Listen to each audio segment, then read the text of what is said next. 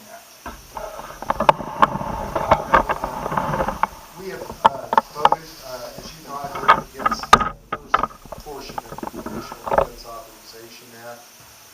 We actually addressed what were some of the concerns that were in there in terms of some of the privacy issues. I voted for an amendment that had been put forward by Mr. Amash, which failed. I voted also for an amendment that was put forward by Mr. Gilmore and Mr. Landry, which did pass, which did address those issues that are there. And so we need to be vigilant constantly as citizenry in terms of our personal rights, protecting that Fourth Amendment right. I think the votes that I cast do reflect that commitment. Thank you. Do you have a second question? Actually, yes. Probably the second biggest concern that I have is things going on right now in the UN with the small arms defense regime. And I would really hope that you would oppose any limit of term that the UN would like to impose on us and take away our Second Amendment rights, which is one that protects all of ours, including the first. Yeah. I'm glad you brought that up. We actually issued, and I hope it's what they're going to be printed in each paper in the 3rd Congressional District. An op-ed addressing just what you noted.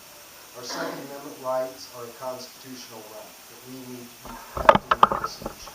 Something that I will stand for. I have an A rating with the NRA. We need to protect those Second Amendment rights.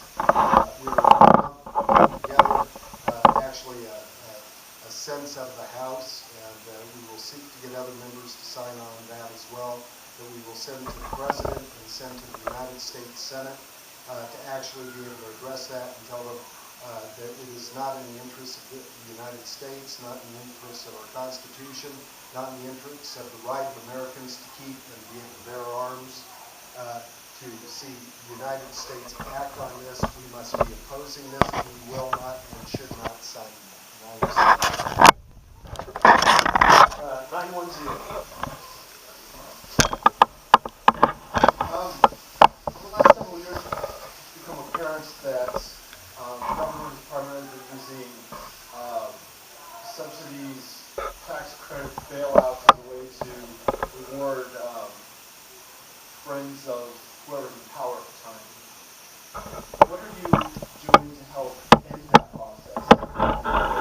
Those types of subsidies, etc., that you see as too sacred or too sacred to touch?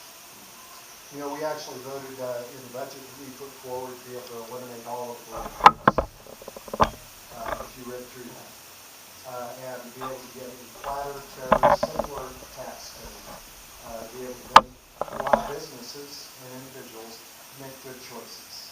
I'm a big believer that rather than government making businesses, small business, or business make business decisions. And we've got to have a tax code that actually reflects that. Right now, we can chant we are number one to have the highest tax rate for corporations in the entire world. We have seen the president now come out and call for taxing people that are $250,000 or more. Well, there happen to be better than 900,000+ small businesses in this country that are sub-S's, LLCs, sole proprietorships, partnerships, and all of the revenues from those businesses flow exactly to the bottom line of those individuals. Maybe some of you have been in that shape before, but as a small businessman, I spent 30 years in the private sector. We're really a sub-S. They flow right to your bottom line in terms of your taxes that have never hit your wallet. You're reinvesting those dollars right back into the business, using those dollars to be able to keep your people employed during those slow months that are going on. So those are the areas that we're pushing on, I think, to just try and bring some common sense to the policies, because this is an important statistic. We're going to have to fully verify the number on this.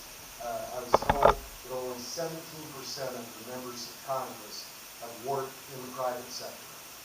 Only 17%.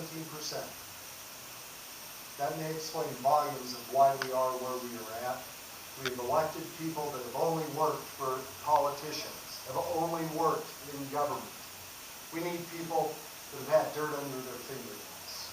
People who have actually risked in business and understand the challenges that businesses face. Because when government acts, when they're making those business choices for us, when they're putting in new regulations that have real impacts, it does affect small business in this country, which creates 7 out of 10 jobs in this nation, and is the primary driver that has led us out of every recession that we have seen in this country. And we've got a long way to go. We only saw 80,000 jobs created this last month. In fact, more people filed for disability in this country than actually got jobs. We have bad policies that are coming out of this administration. Not being political about it. It's their administration. It was their policies. We are feeling those impacts. There's a better way. 901.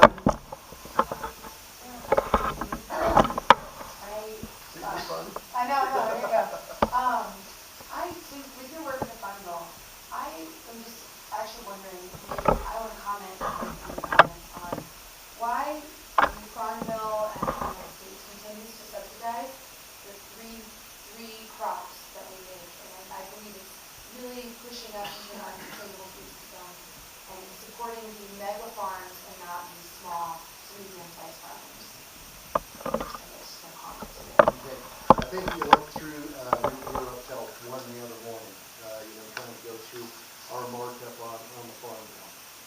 We have a lot of provisions in there to be able to support organic farming, small farmers in this country. In terms of direct payments, those are going away that are out there. We still get into some of the policies that are going to be addressed until we can get into the tax policy that's going to be there that we're going to have to look at. But the big issues, I think, for Colorado that we stood and fought for, we've reached out to Farm Bureau, Colorado Cattlemen's Association, to wool growers, across the scope. The big issues for Colorado that came back that we were working on, it really dealt with having insurance, being able to have these conservation districts, to make sure that we have research in place to be able to increase our yields, which I think is fundamentally important. Back in 1960, there were only 130 million Americans. We now have over 300 million Americans, and that is happening worldwide. And we're losing about 1 million plus acres a year of farmland where we're growing condos rather than crops, homes rather than crops in this country. Yet the American farmer is going to feed not only this country but the world. And we've got to be able to support that. There's a lot of institutional things that have gone on. I've been there for a whole year and a half. These have been in place for a long time. We're going to continue to examine every program as they're coming down, make sure that we're not only making efficient use of tax dollars, but we're incentivizing the private sector to be able to make those choices. Hopefully I'm very confident they'll make good choices for business. That means more crops